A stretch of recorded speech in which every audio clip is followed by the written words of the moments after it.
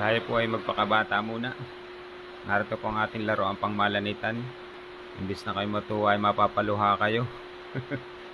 Tikman natin ang lanit ng kasa at lagapak ng palo ng nanay mo pag nakita sa YouTube. Para po sa mga may problema sa dagadi yan, ang daga sa bahay nila ay ginagawang tambayan ng lababo. Turuan na po nating mandayag ang mga dagadi yan para wala na din tayong problema. Sa mga pusang tae ng tae. Pag binaril mo po na ito, magkakangiihi na pati yan.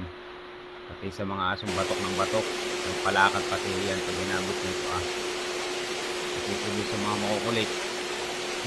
Ay talagang luluha. Hala, kasahe. Ito, sino po may gusto sa inyo na lang.